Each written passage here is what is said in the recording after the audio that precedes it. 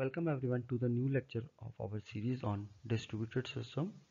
In this lecture we are going to discuss group communication in distributed system. So first we'll talk about group communication.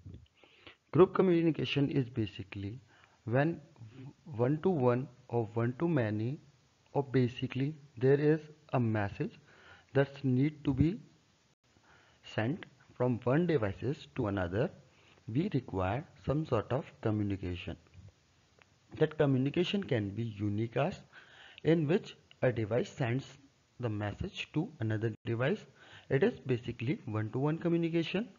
Then there is many-to-one group communication, in which many devices are capable of sending messages to a single device. And then there is one-to-many, in which one device is capable of sending messages to multiple devices. It is a special case where we call it broadcast, where one device sends messages to all other devices on the network.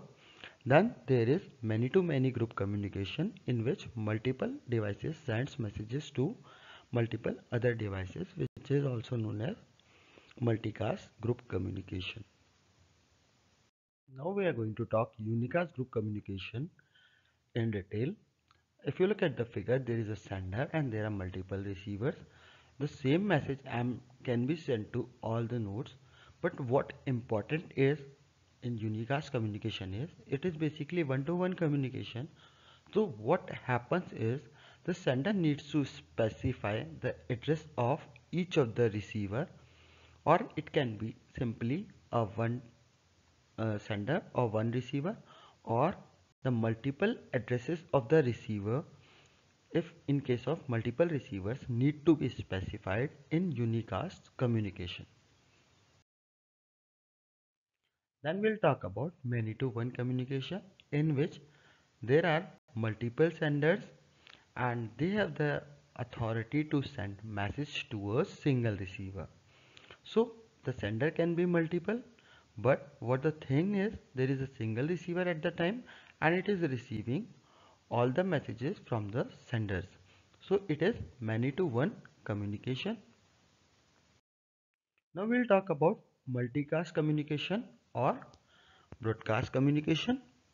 So multicast communication, there is one sender which is sending messages to multiple receivers, and it is different from unicast because in unicast we were required to send our addresses. Here we are just sending the messages and anyone who intended to read the message can read it.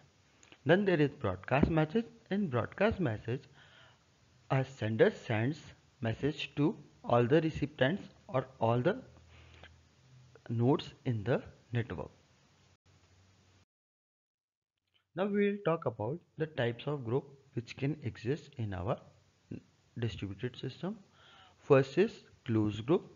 In closed group, there are only a fixed number of our nodes and which are close in the group, and they can only communicate in the group.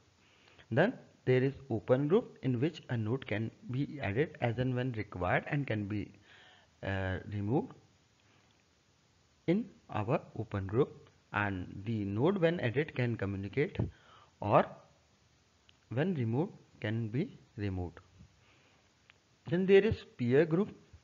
We further classify the group into peer group on the basis of the type of job they are doing, and on the basis of the similarity of the job we can create the peer group of nodes.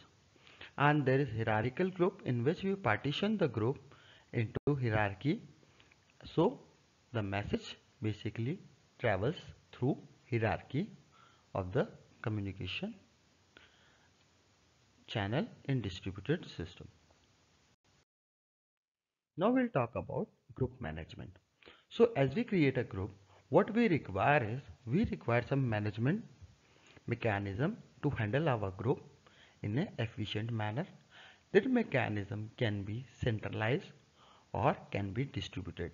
By centralized, we mean to say that there is a central point where all the management policies are adopted and basically taken care whether they are enforced or not. And if that approach is distributed, like there is no single entity taking care of our management, then we call it a distributed approach. Now we talk about group addressing. So group addressing is basically high level naming, and it is usually two level naming scheme for group addressing. And for large man event we can think of messages can be, it can be sent from to individual group members, or it can be a multicast address in which packet is delivered automatically to all who are listening to a particular node or the sender of the message. And in broadcast the message is sent to all the persons, so who is not interested in that message usually discards it.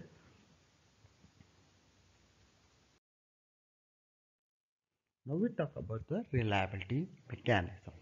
So classifying based on the number of receivers from which sender expect a response. Like I have sent a message, whether my message is delivered or not, I need to take some feedback. So this feedback is basically our reliability mechanism. That there can be a case where I go for zero reliable. That means that if I send the message, I don't require any acknowledgement from any of the receiver. One reliable means at least one receiver should respond that the node has received the message sent by me. M out of n reliable means m node out of the total n receivers should respond with the acknowledgement that they have received the message which I sent. And all reliable means that the message which was sent to all the receivers, they have received it and they should reply that they have received the message to the original sender of the message. Now we are going to talk about message ordering. So message ordering, as we have learned before, is basically deciding which message was earlier sent, which was later, and this is the manner in which we order the message. So the ordering of message can be absolute, consistent, or casual. So we'll first talk about absolute ordering of message. So absolute ordering of message ensures that all messages delivered to all receivers are in the manner in which they are sent. So what we use here, we use global timestamp for all the messages, and system is assumed to have clock synchronization where sender message timestamp is taken as the ID of the message and it is embedded in the message. And where we can use our sliding window protocol periodically to deliver messages from receiver, and window size is usually chosen by considering maximum time for message to be delivered from the sender to the receiver. Now we talk about consistent ordering. In consistent ordering, what we do is we try to ensure that our message is delivered in a manner similar to absolute ordering. But here the thing is do not assume that we have a global timestamped clock or a global clock. So here what we try to do is we try to achieve the feature of our absolute ordering, but we do not have our timestamp and global clock. Now we'll talk about casual ordering. So casual ordering is usually used for applications with weaker semantics is acceptable. So this, this semantics usually ensures that the sending of one message is casually related to event of sending another message, and these two messages should be delivered to all receivers in correct order. That is, the first message which was generated should be delivered before the second message which was delivered. So, two message sending events are said to be causally related if they are correlated by happened before relation. So what here we intend to make sure is the happened before relation should hold true. So two message sending events are causally related if there is a possibility of second one being influenced by the first one. So we need to make sure that our happened before relation should hold true in causal ordering of messages. With this we come to the end of this lecture. Keep studying and make sure you go through textbook for the same as well. And in case of queries, you can mail me at utsav@gwca.ac.in. Thank you for your time and support.